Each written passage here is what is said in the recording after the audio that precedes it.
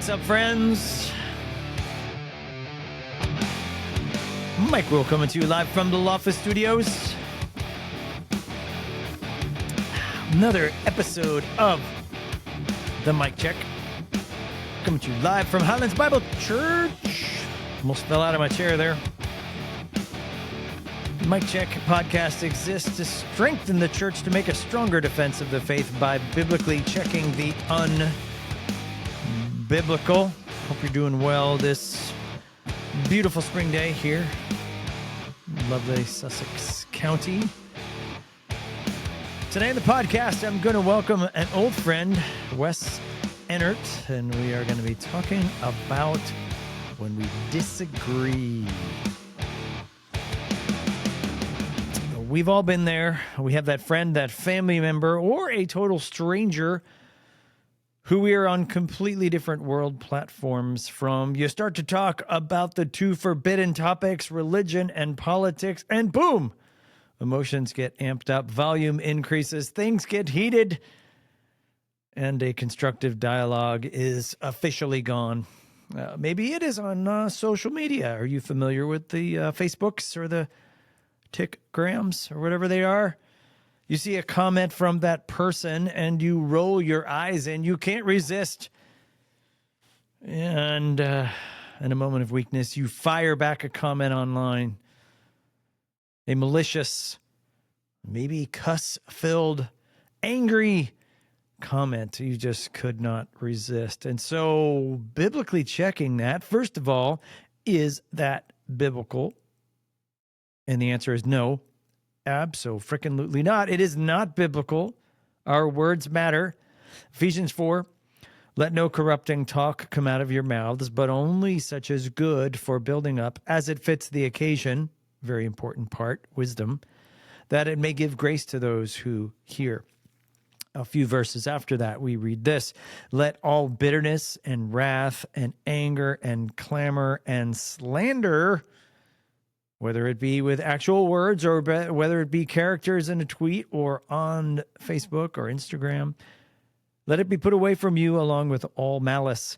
Be kind to one another, tenderhearted, forgiving one another as God in Christ forgave you. But even people we disagree with, yes, even liberal Democrats, yes, I don't see anything in there that has any qualifications of those things.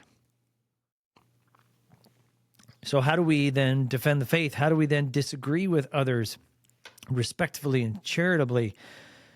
That is the question which I seek to answer, and that's where my friend Wes Ennert enters the fray.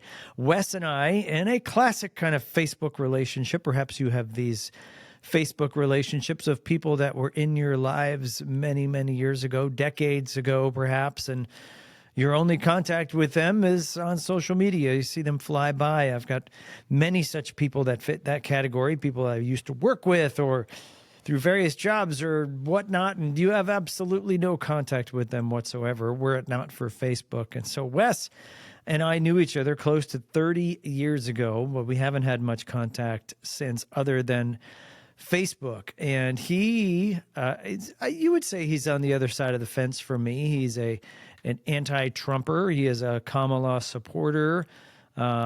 He has definitely been vocal on the Facebook about that. But I also saw him the other day, and we'll talk about that, kind of reaching out for help and saying, I don't understand. Why can't we just constructively talk about this stuff? And I thought, yeah, why can't we?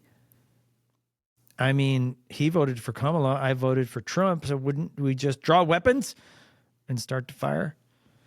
No, we can't do that, especially as Christians, especially when it leads us into sin, as we just saw in Ephesians 4.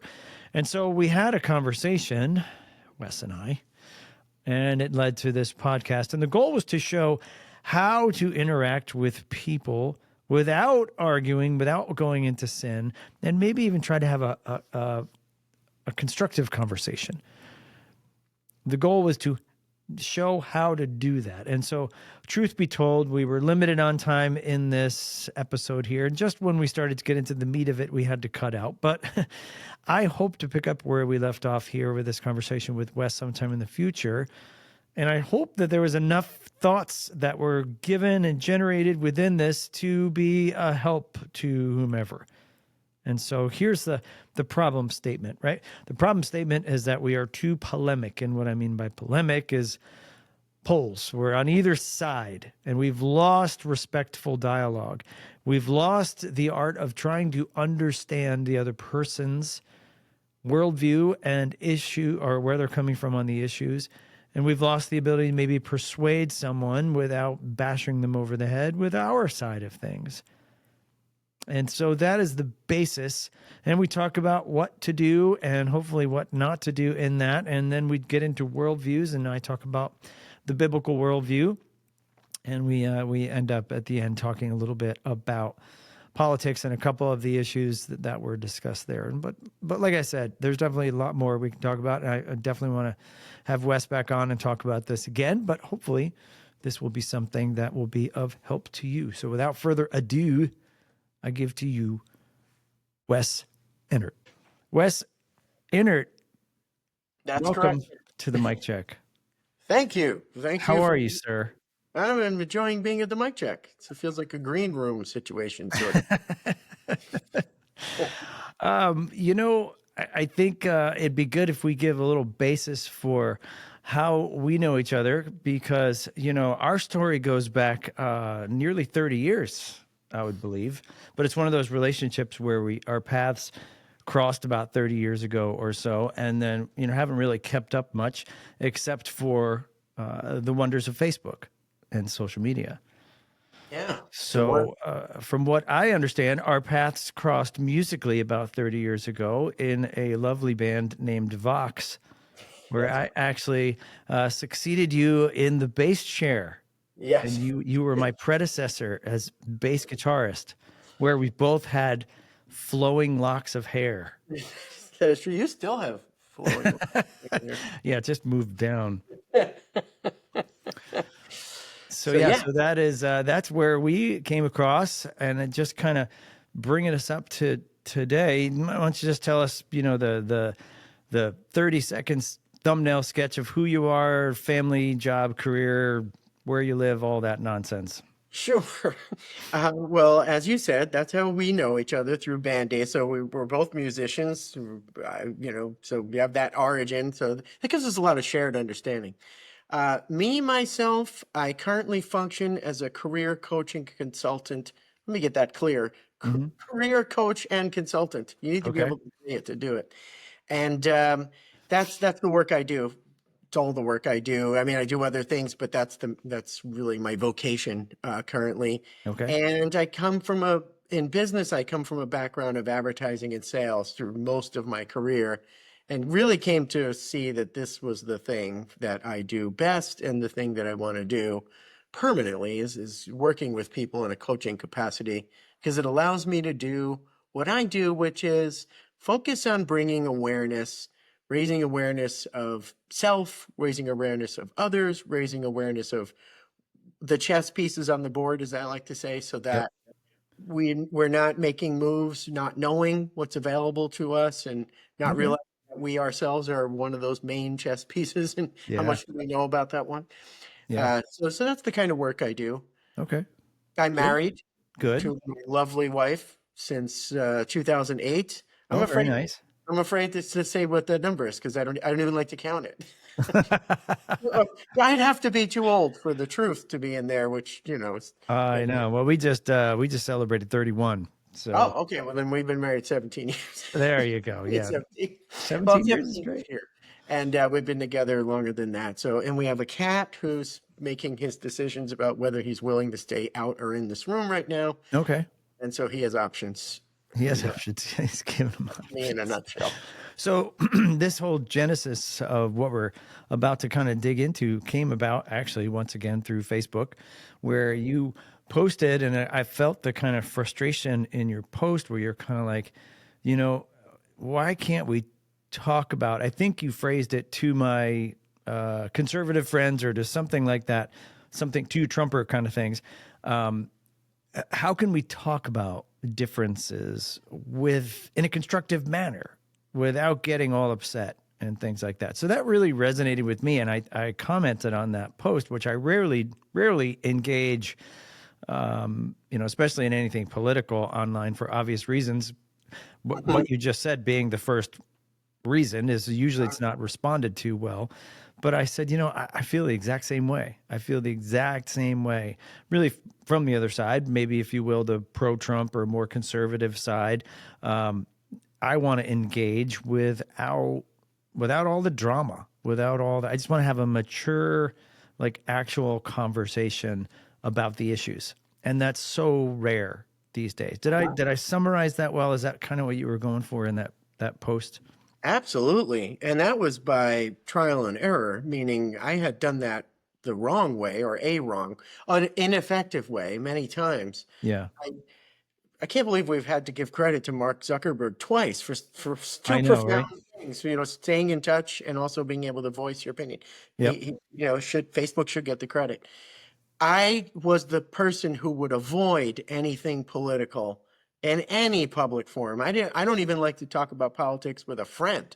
I think even my wife and I have gotten to the point where we won't talk about politics. There was a time when we could, but now it's gotten to be that we can't. Really? Okay.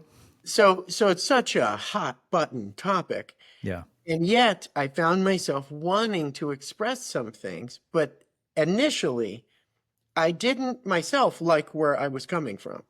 Because what I found was, and in the post you're talking about, I may have admitted in the post to say, I seem to be failing at this. Yeah. And I say, like, I really would like to create a conversation, but I can see that I'm pushing buttons.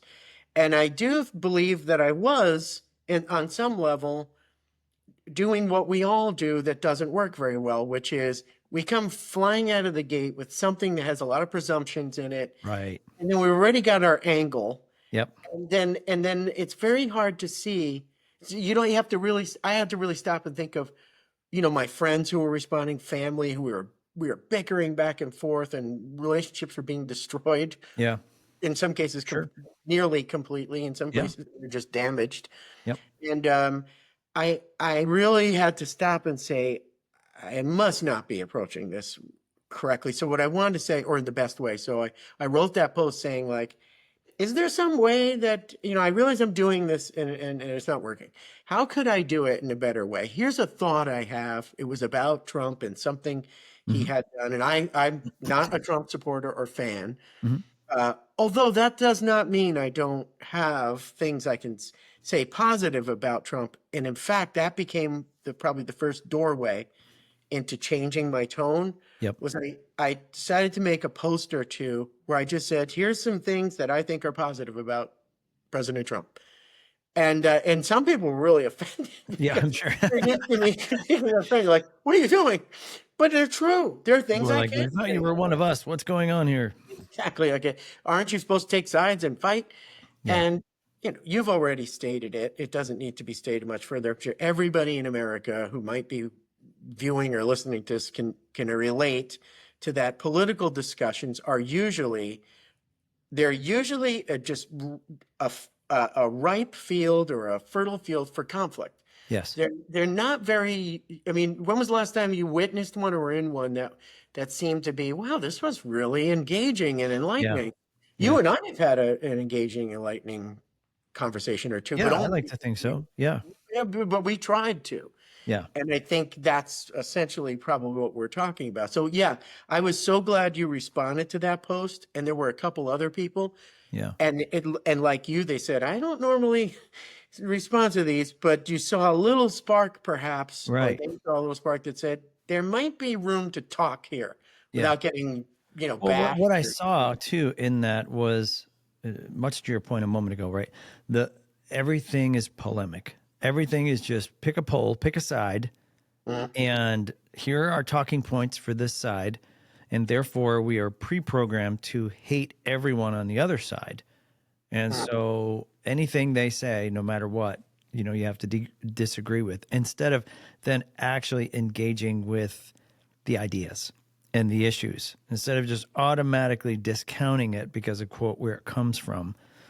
That is something, and especially from where I sit as a pastor and as a biblical theologian and pastor, that is something that you just can't do. You have to interact with the text. You have to interact with the theological doctrine that's in play. And it's not just about beating people over the head with what you call truth, right? And that other person may not even see that as truth at that point.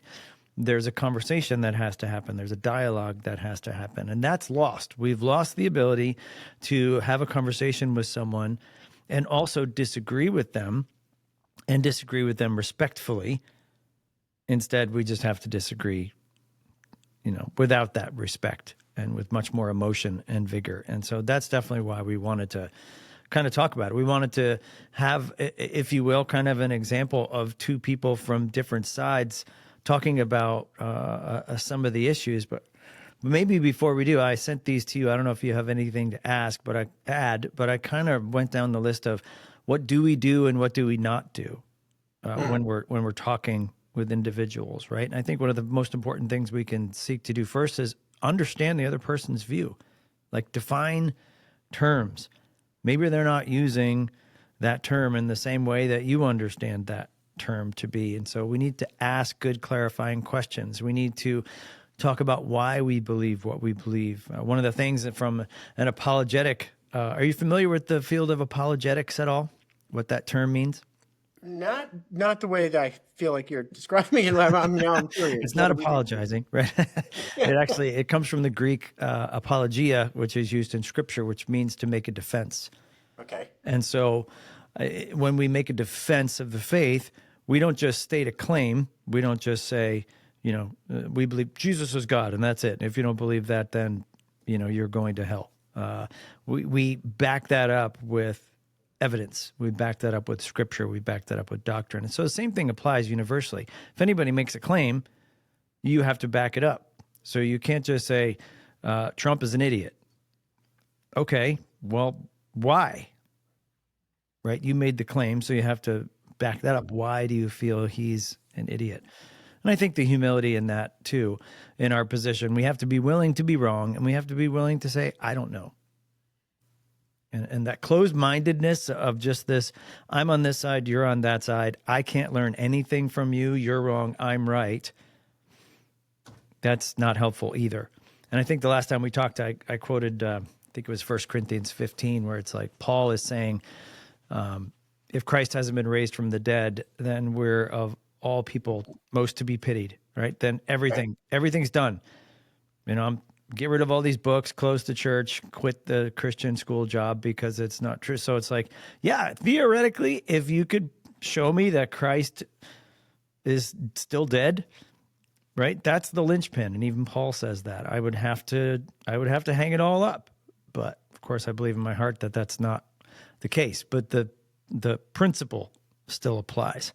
So anything to add of just what your constructive ideas of things we should be doing or how to engage in some of these conversations? Yeah, I think I do have some ideas, but I'd really love to first acknowledge what you're saying there and perhaps reflect it back just so I can say, acknowledging what you just said and what I heard. Yep. And I just want to make a comment on it as well. So what I have heard you do right there is describe the problem, so to speak. I think you, in your notes, you wrote it that way, problem statement. Yeah. Right. And that's what it is. The problem is conflict. Yep. Or maybe, I'm not sure what the problem is, whether we want to say it's conflict or the fact that we're not hearing each other. Because you did say we've lost something. We've lost the ability or the willingness to hear each other, engage, and do something productive. Yep. And I have some questions around that, but I'm going to suspend that for a moment just to say, I think you've done a good job of describing the problem. It seems to be completely unproductive when someone from either side arrives at the table, right? So let's say one from the conservative side, the Trump side, one from the Democratic side or the liberal side, or I hate these terms, by the way. Yeah, I know. However, they are polarized. This is why I don't like them. And that's sort of the beginnings of the problem, isn't it? That it's a thinking trap, actually, to think in black and white ways, Mhm. that I'm all the way over here, Right. an apple, and you're over here, an orange. How are we going to, there are no apple oranges. So how are we going to meet? And that begins to be the problem. And then I heard you start to say, if we were to have some ground rules, Yep. and then I think you described some very concrete ground rules based on what you have just in your belief of Jesus being resurrected from the dead. There's another black and white concept. Yep. Either he was, and that validates all the faith Yep. and everything in the Bible, especially in the New Testament and even plenty of the Old Testament, or not, and it invalidates everything. Yeah. So just first of all, do you feel like I've heard you Sure. so far? Yeah. Yep. Okay. So what I really think about what you're saying there that I think is important is I think you've both described the problem and I think the solution is in there. Mm-hmm. Meaning that I just don't know. This is where I really would sort of want to raise a question. Is the solution that we present argument and then back up the argument sufficiently? So let's just say I want to make a case that the world is flat. And, so I've got my case together and I say, okay, Mike, I'm going to present some of my evidence here. Come here and look at the horizon with me. Sure. Here's the beginning of it. You can clearly see it's flat, right? So we can present our case, and I think that's what we do. If you watch any political show, you watch them go back and forth, making their case. Exactly. Yeah, but. Yep. And the problem is, it doesn't.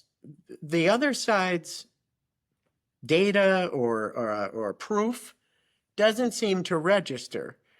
And I think that's what starts.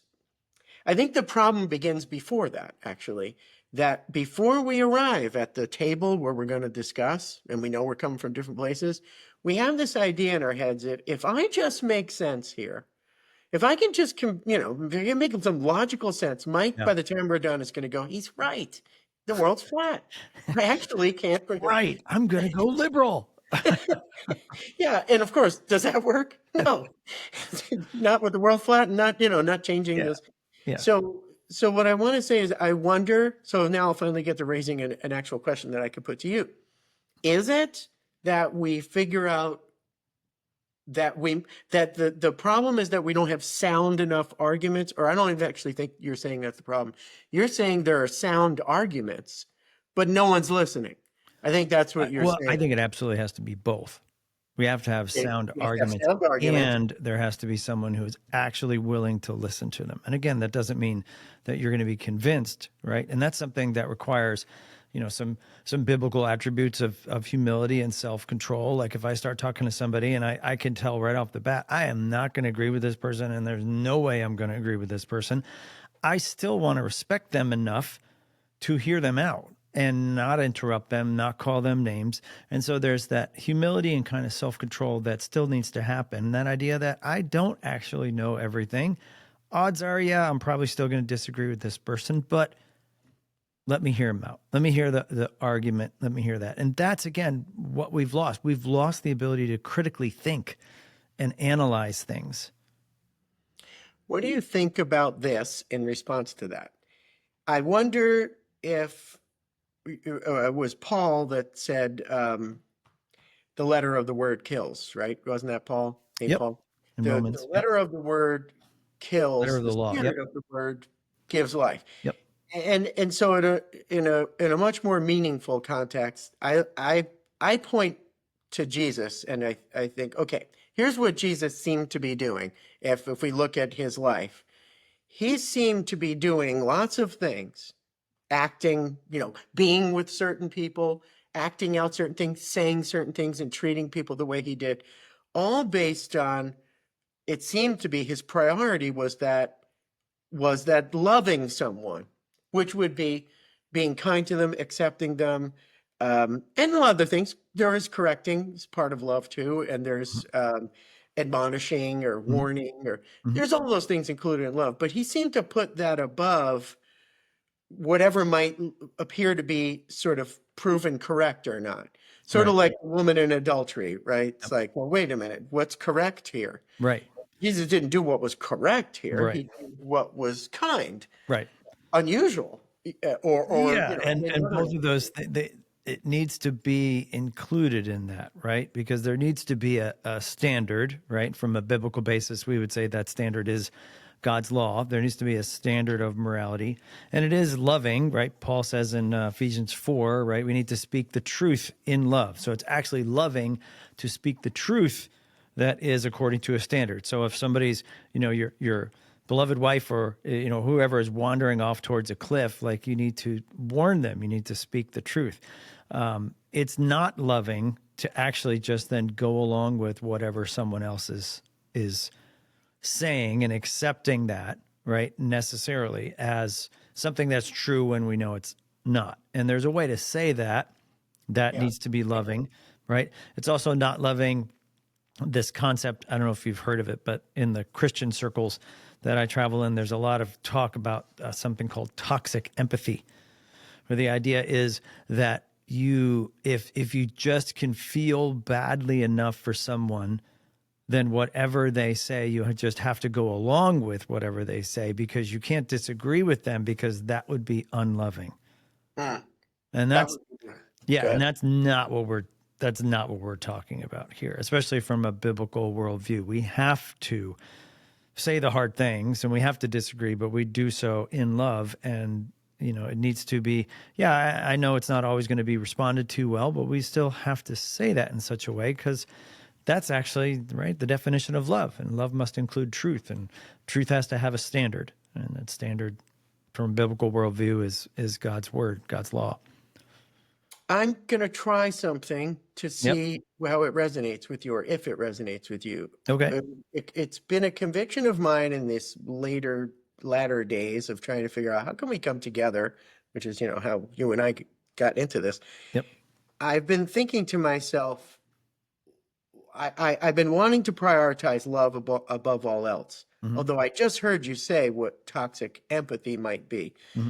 So I certainly think that there's a risk involved in putting love of all else. If I say it this way, I completely disagree with this other person's political viewpoint. Let's say it involves a bunch of really important topics like abortion or immigration, or some of these were on our notes. Yeah. Really critical, what we're doing in Ukraine, these are really critical and important truths, how we're working with the rest of the country. Yeah. Things that aren't easy to decide, like if you fall on one side, it's really hard to advocate for the other side, right? It's usually kind of razor's edge kinds of things. Sure. Or just that there's a clear difference between pro-life, pro-abortion, let's say. Yep.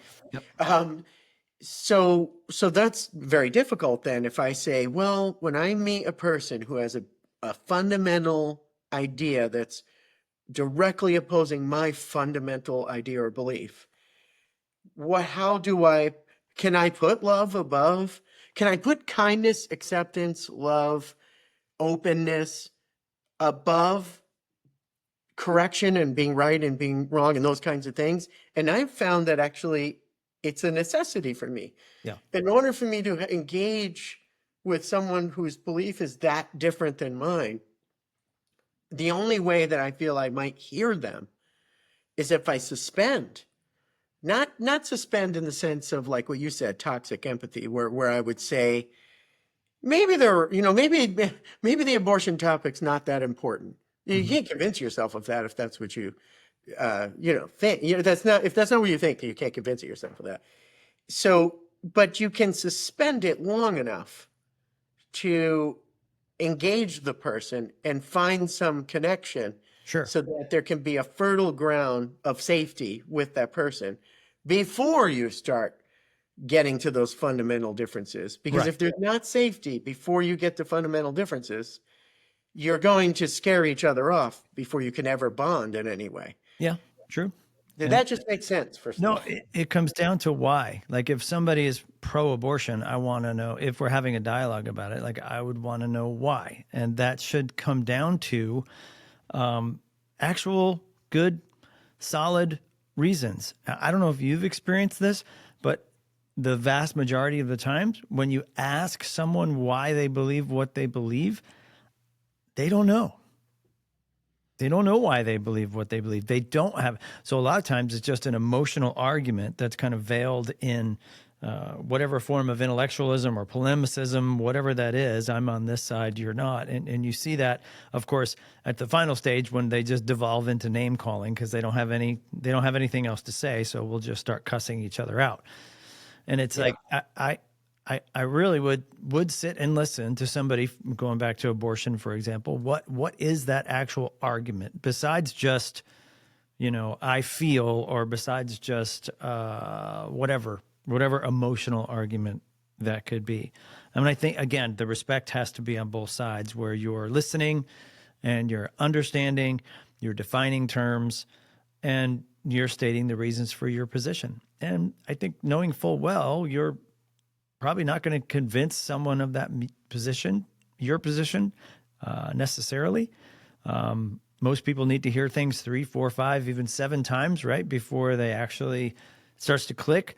One of my favorite authors, apologetic authors, Greg Koukl, likes to say that we want to be a pebble in somebody's shoe, right? We want to give them that thing to just think about. And even if it's, why do I support abortion? Like, the guy asked me for my reasons and I didn't really have any.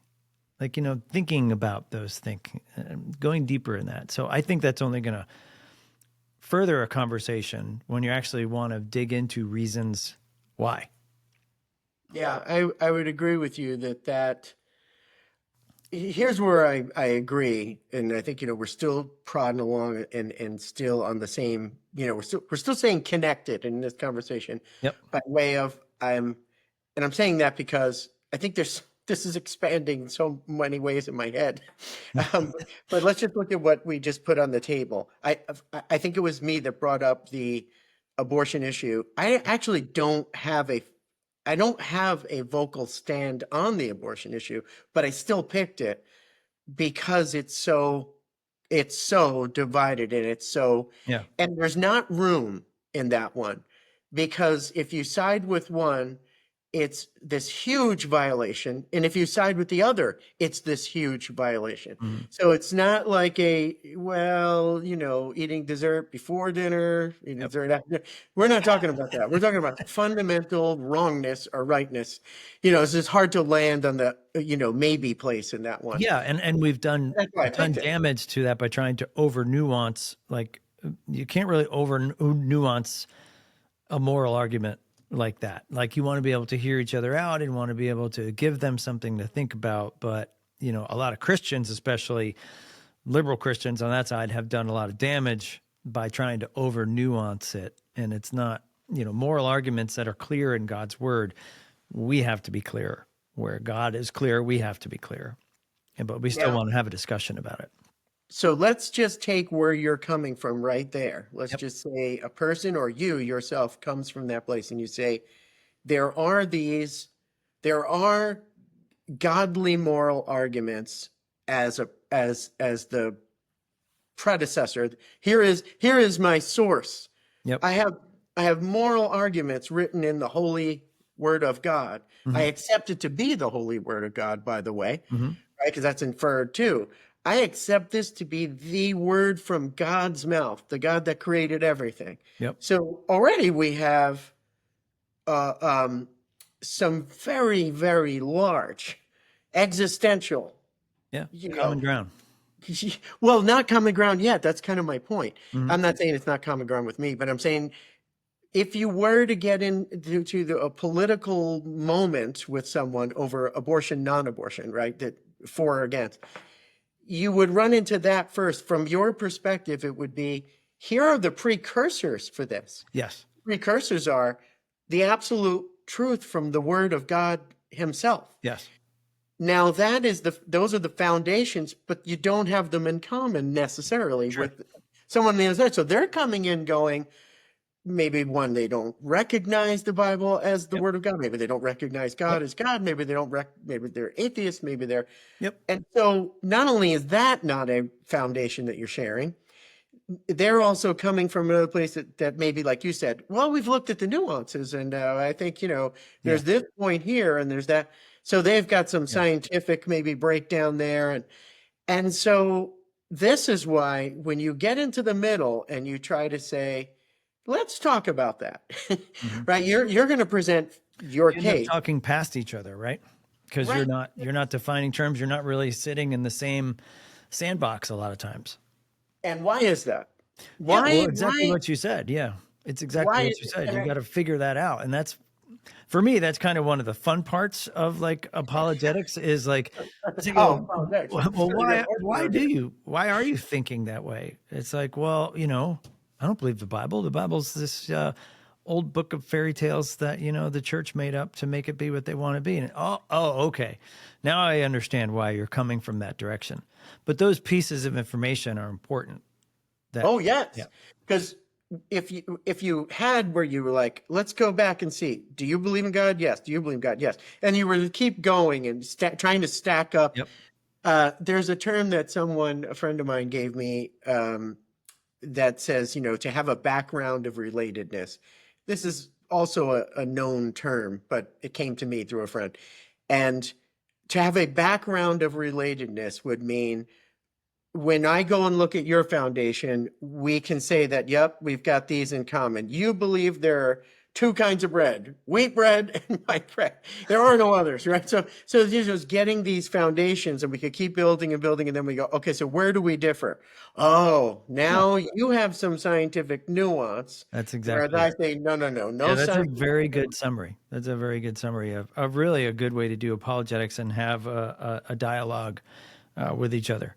Finding, okay, we're here. What does that look like here? Oh, well, you're not here. You're over here. Okay, well, I'm over here. And we continue to unravel the argument, so to speak. That kind of segues into a concept of worldview, like how we view the world. Everybody has a worldview, whether they know one or not, whether they can identify what their worldview is or not. They look at things and they have to then process them. You look at a tragedy, right? You look at a school shooting or something terrible happens, right? What your worldview is going to impact exactly how you process what's going on, how you view those things going on. And it's been said that there are 4 big questions that every worldview has to answer. And they are, who are we? What's our main purpose in life? What stops us from achieving that purpose? And how do we fix it? Those are the 4 big worldview questions that really, when you look at it, every kind of religion, every kind of outlook, every kind of philosophy, whatever, we're trying to answer those questions. Who are we? What's our main purpose? What are we doing here, right? What stops us from achieving that purpose, and how do we fix it? And so the Bible has the answers to all those questions, but I'm actually just curious. I'll just throw it back to you. What do you think about those questions? How would you, Wes Enert, how would you, I got it right. How would you answer those questions if you would? First of all, I love this topic, maybe my favorite topic. Secondly, thank you for your curiosity, because you've approached everything so far with first an openness and a curiosity, like, oh, let me find out what you think. So Yeah. I appreciate that. I think that's the beginning. What's the scripture that said, the beginning of wisdom is, I know the answer to Fear it of is the Lord is the beginning of wisdom. Maybe you're fear of thinking the that one. Lord, Yep. essentially saying, I'm not the final answer here. I think Oh, it's sure. the beginning of wisdom is saying, I'm not the potter, I'm the clay. Exactly. That's the beginning of wisdom, is I don't know everything. I Maybe love I it. know nothing. And that's very biblical, because God does and we don't. So So worldview, as you've described it, I kind of look at that as, because that's new for me, thinking of it as worldview. mhm. But I think, let me check it with you. Are you saying, how do you view all of life, existence, why we're here? Is it a giant question of, what is there order of things? Is it, Yeah. okay. Yep. So my view is one where this is where I land on my worldview. It's right in what I just told you. It's in uncertainty. Okay. I don't know is the bottom line of my philosophy Okay. about worldview, because I see belief. Just so you have some more background on me, I have in my big Italian family, Christianity, evangelical Christianity that came from the late 70s. There was a big movement Hmm. that swept through my family, through my blessed past aunt, Aunt Anna, who brought this to our lives. And it really changed my family. And could go into that another day. Hmm. But that was a foundation for me. I was 10 years old. I was given something that did change me, even at 10. And it stayed with me as belief, meaning Good. I still hold dear, like what Jesus is and stood for and said and everything still is primary for me. And I believe, despite what I see, that God exists. Yeah. Now, and when I say God exists, I think the term is whatever God is much larger than anything one's ever tried to name, like he or she or it. I just think anything we could possibly come up with would fall short of Hmm. what God is. I don't think any words would do. But I believe that. But I don't. But I can't see it. I can only see things that say maybe it must be because look, there's a universe, and who did that? Sure. You know. But I don't. Nothing. Nothing sort of formed and created out of men's mouths. I mean, humanity's mouths could do it justice in my mind. Yeah. So I believe that that there is the God, the source, the true center of our humanness, of the stars and the planets and the universe, all inclusive. Hate, love, evil, good, all emanating from this place. That's my belief, but I cannot reconcile it with what I see necessarily. So I stay with I don't know, and this is what I mean. Mm. If I see that we all know there are things that exist in this life, like an infant with cancer, right? Infant with cancer, suffering, dies of cancer. Two parents lose a child. Yeah. There's no explanation that fits. Like these are the things. Life is constantly throwing us curveballs that way. Yeah. Uh, a tornado that rips through a trailer and kills four people who just were asleep. Yeah. I don't believe that they were out of line or something. I don't believe that child was going to be some kind of out of line person, and therefore that's why that happened. Hmm. So what happens is once you witness the way life actually runs, the way it has played out, that I just sit back and say, I don't know. Yeah. Whatever it all is must Yep. be well beyond my ability to even conceive Yeah. of how it could all be true Yeah. simultaneously. Love, Yeah. hate, evil, good, they coexist. How could this be? Yeah. But so I guess I've took a long way to get there. It's just not unusual for me, but it's I don't know. Yeah. And to think that I could know would take more than me, Yeah. to achieve I know. Yeah, and that's a very humble response. I like that. I like the idea that we don't know everything. And certainly going back to where we talked about the fear of the Lord is the beginning of knowledge, that's showing that he does know everything and we don't, right? But there are things that we can know. And that goes back to how do we know what we can know? And the great John Calvin said there are two books that God uses to help us know. One of them is his creation, which I agree with you 100%, right?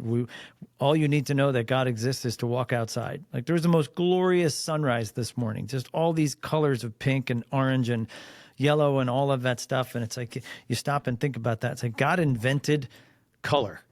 It's like all we do is just like imitate what he invented. It's just in the organization and the power and the beauty, the complexity, it just didn't happen without him. And the second way Calvin said is through his word, through the Bible. That's how we know. So we can know some things. We certainly can't know all things. And I think Christians do ourselves a great disservice when we're kind of dismissive and just kind of write it off to, well, that's because of this or that's because of that. Well, yeah, there are some really big questions, and you hit on a couple of them. evil, the presence of evil, the problem of evil, as we call it. When a child does die of cancer, how do we reconcile that in a biblical worldview? And from here, I would say that the biblical worldview is the only one that's going to give us the answers to those questions. It will never answer the question of why me. It's never going to answer the question for a parent who is struggling with the death of their child in a heart sense. There are things we don't know why God allowed that particular child to die at that moment, and that's part of the things that we're just not going to know. But we do know how cancer came to be in the world. We do know the reality, as you said, of sin in the world. And so, from a biblical worldview, who are we? We are created by that God, and we're created in his image. The imago Dei, as the fancy word for it, that therefore every single person has value and merit and dignity and worth in the eyes of God because we are a human being. And that goes for the unborn baby in the womb, to the 103-year-old person who's kind of forgotten about in the nursing home, to the 13-year-old sex slave, to the person trapped in a factory working, 1 million hours a day and nobody sees them. We're all have value and dignity and worth in the eyes of God because we've been created as human by him. And our main purpose in life, as one catechism said, is to glorify God and enjoy him forever, to be able to radiate his love and his presence and his power and all of the good throughout the world. And what stopped that is us. What stopped it is sin. Sin is the presence in the world that causes all of those things. And that goes back to Genesis 3, where we turned our backs on God and said, hey, thanks for this beautiful garden. I love all this stuff you gave me. I don't need you. I just want your stuff. And so I'm the one who's going to decide what's right and wrong, God. Thanks for all your thoughts on that, but it's really up to me. And at that moment, we fractured that relationship, that perfect relationship between us and our Creator. And sin entered into the world. And so on a bigger level, right, what's the reason why a child gets cancer? It's capital S, sin. And I liked how you said it's not because of what a child did or because of what a parent did. That's not what we're talking about. The presence of cancer in the world, just like the presence of malaria or the presence of whatever else, sickness and natural disasters like tornadoes ripping through trailer parks, is all because sin has cursed this world in various ways. And how do we fix it? God himself has provided the solution to it. What we can't fix, he fixed for us by sending Christ. We just celebrated Good Friday and Easter, right? By sending Christ to live that perfect life that we could never live, the perfect life of love and obedience to him, and to put all of that brokenness on him on the cross, all that sin, and through his divine blood then pay the price for that sin to reconcile us back to God. And that comes through faith in him. And so while we're still here, we do that. We operate in faith. We resonate that, or radiate rather, that glory back to him as we're able, knowing we will run into sin all the time. But then one day we have that hope of his return, that hope of eternity, that hope of sin being gone forever. I'm preaching through Revelation right now, so we're right on the cusp of, evil being finally gone forever, and then us being with God in eternity. So from that sort of worldview, that's the lens that I'm going to look at everything that we come in contact with, the biblical lens, the lens of who God is. And so does that help? I mean, do you have questions about what I said? Did it seem clear? Have you heard some of that stuff before? Oh yeah, quite familiar. Like I said, having had Christianity, at 10 years old, and it's not left. Meaning, like, my belief hasn't changed; it's only evolved.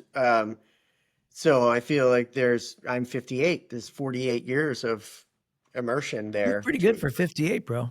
You got more hair than I do. It's glued. Just so you know, I'm glued. It's a wig. On video, you could do anything. I mean, I could do glue. So I have a zillion questions for you. If we were to go further on everything you just talked about, I have about a zillion and maybe a half questions. I love it. I'd love to talk about. I'd I love want to hear. to respect our topic for the moment and say, okay, we're trying to figure out how do we come together and talk about things Now, if I do a short list from our list, Yep. but like I brought abortion onto the Yep. We can keep playing with that if you want to, but LGBTQ Mhm. is also going to have some conflicting elements because of biblical things biblical arguments I'm aware of. I don't know that I follow the line of thinking through them, but I yeah. know they exist. People will Yeah. say there's a biblical element here. Um, Perhaps immigration too, Mhm. right? Give me you're tired, you're hungry, you're poor. That this argument is happening too. And you can leave it right. We got big topics right there. We can leave it at that. Yeah. Now, my question, I think I want to ask you this question. Sure. If this is the worldview you come to the table with, how do you engage with the person who can't share the back? I have more of a shared what's that word? What's the term I used before? It was Shared. good too. Yeah, it was the boy. I know somebody who would be listening to this who would say, "How did you forget that?" Because it's the thing I know. It's a shared understanding, for the lack of that Yeah. term coming back to me. It's a Yeah. shared understanding. Our foundations are shared. We get Yeah. so you and I have a lot of shared backgrounds. Like when you said everything you said, this is not like, oh, what is that? So we have a background of relatedness, is Yes. what it is. I can relate to everything you said, Yeah. where someone else might go, what? What are you Right. talking about, Mike? Right. So the thing is, what do we do when we arrive at the table to try to hear each other Yep. and they don't share perhaps any of what you offered there and you said, these are my solid foundations. This is my worldview. This Mhm. explains my purpose, what Mhm. exists, what is true, Mhm. what is not true. And if they don't share that, I'll give you a direct example. Yeah. I'm trying to avoid controversy in this very initial, and I don't know if we're gonna have more conversations, but I'm trying to avoid this getting controversial in just the one episode. But All the listeners right now are going, do it. do it. Mike can take it. Uh, but we can certainly imagine that there are parts of the political argument between liberal and conservative, or Trump and Democrats, or that might say, okay, don't share the related background there. You feel that the cause of cancer is sin, and somebody on the other side somewhere will say, I don't accept an argument like that. I need something scientific. I need to know that there were molecules that behaved in a way Sure. and cells did something. And then are you saying the cells overgrew because of sin?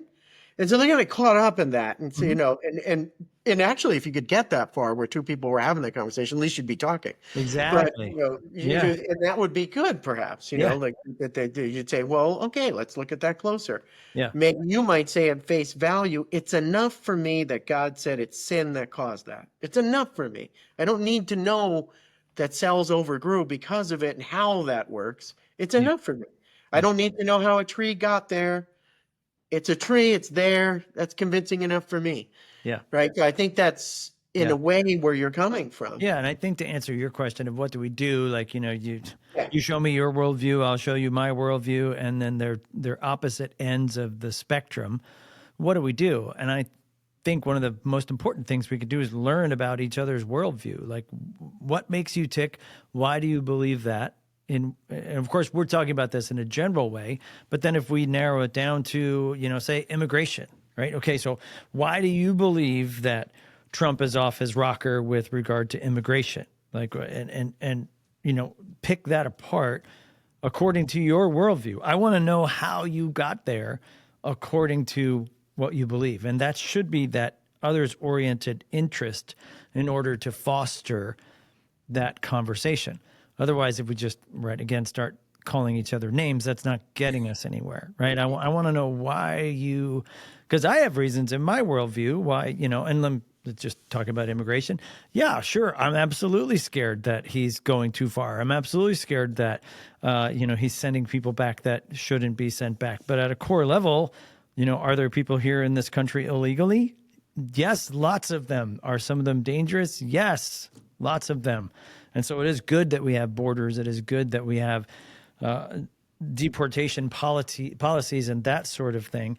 Going back to the Bible and the biblical worldview, again, nations have boundaries and borders and things. And if we just say, hey, there are no borders and boundaries and everybody's welcome, that's not wise, right? And so I'm trying to look at it from a biblical perspective as well. But I want to know why, to answer your question, if we get to the table, we both have these worldviews. I want to know why. I want to know why you feel that way. And so often, which is why we wanted to do this whole thing, is that we don't get to the why.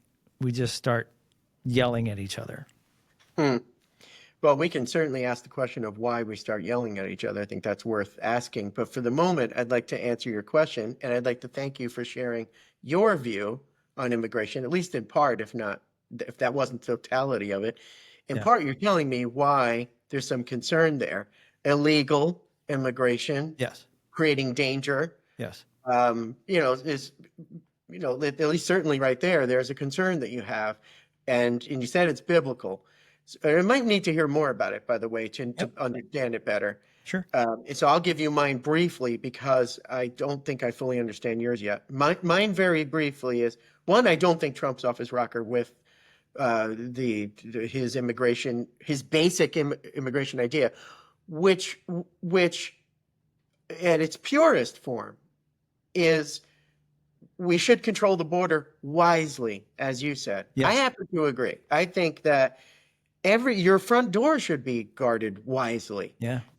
I hate to keep using your side of the table, but Jesus said, be innocent as a dove, but wise as a serpent. Yep. I think that's one way of saying, be as gentle and innocent, as loving and as sort of docile and kind as a dove might be, while being as wise as a serpent. That doesn't mean, you just put on your stupid hat, and let people trample all over you. I've got several stupid hats. You can ask my wife. I've got them too. So, if Jesus was patrolling the border, I imagine he would be gentle as a dove, but wise as a serpent about how to manage the border. Mm-hmm. So be smart, don't be stupid, but at the same time, be gentle and be loving. So how do you do that? Well, that's a balance. That's tough. I think that Trump's addressing an issue that needs to be addressed. Yeah. I'm good with that. I have a problem with his characterization of immigrants, which began at the beginning where he said, things to the effect of Mexicans are basically, there was some racially motive error. There were things that there were too much painting of a brush. Yeah. And I thought that was saying, if we're not careful about that, that's how others become others. That's why the Samaritan was a good Samaritan, because he wasn't caught up in the groupthink. Yeah.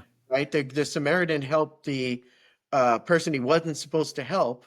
Yeah. Because he got past the idea that this is a bad group that I'm not supposed to associate with. Yeah, and if you go back to the biblical worldview, right, the Imago Dei, the image of God, I would 100% agree with that. That is sinful. We should not be characterizing people in negative and hurtful and insulting and derogatory terms, no matter who they are, and especially, of course, anyone who's a human being, we should completely stand against that. And I think where some Christians, again, in this sense, on the extreme right-wing MAGA people are just like, anything that comes out of Trump's mouth is gospel and golden. And that can't be true. And we have to disagree when he violates that biblical perspective. Again, why did I vote for Trump? Because his policies, for the most part, line up more with a biblical world standard than Kamala's. That's really about it. Like there's no big nuance of it in there for me. Am I going to agree with everything he says and everything he does? Absolutely not. Do I think he's a Christian? I really don't think he's a Christian. I'm not one of those delusional people. I think he's smart enough to be using Christianity as a basis. But for me, again, with the biblical worldview, I've got kind of a higher strategy to this. Like, can God use a man like Trump to further the influence of the church and the spread of the gospel? Sure, 100%. And I'll get behind that. but I'm not going to necessarily get behind him. It's more like how he overlaps with the biblical worldview, which for me is the greatest priority in that. Sure. I agree with you there. And also would say that you and I have an awful lot of agreement around the immigration issue.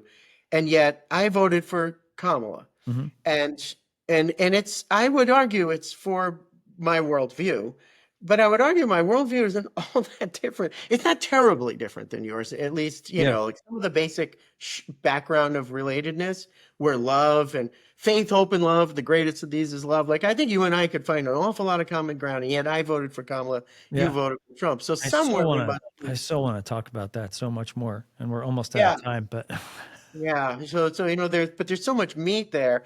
But I hope, if anything, we've demonstrated, like, even let's say this for 10 seconds. I welcome the MAGA point of view. Not that I approve of every MAGA point of view, but I'm saying, if you're that convinced, I think I probably don't know something about you. Not that I can't really just condemn you. I probably don't know something about you. Yeah. If everything Trump says seems to be working for you, and I know plenty of people who are telling me that, my own sister is telling me that, hey, he's doing all the things I want him to do. Yeah. That's why I'm not complaining. So I want to say, well, then I'm probably missing something. I probably don't know you as well. But That's a huge perspective to consider. Like, what am I missing, right? We went back to one of the things we do. You have to be able to be wrong. You have to be able to have that learner spirit where it's like, okay, what am I missing here? Don't just shut it down. And so that's a great demonstration of that. And if I were just to fire back a snarky comment on Facebook, we would have never been able to have this conversation. So exactly. So mission accomplished. I really just want to thank you. I've been just fully enjoyed this, and we just would love that there's this opportunity to speak with you, that you're this open to be able to speak about all of this. Yeah. And put yourself out there and allow me. Yeah, definitely. And so, Wes, thank you once again. I know you got to run, and thank you for joining us here on the Mic Check, and we should be able to do this soon. Is there a way for people to get a hold of you? Like, could you do like a little business plug or something, or a little? I would say anybody interested in finding out what I do as a career coach, consultant, find me on LinkedIn. Just look up Wes Ehnert, WESEHNERT. That's really the best way. All right. Well, thank you so much. I appreciate you coming on. Thank you. Me too, Mike. Great to see you. Well, I hope you found that conversation with Wes helpful. Definitely needed more time. And if you want to blame anybody, blame me. I could have scheduled that better.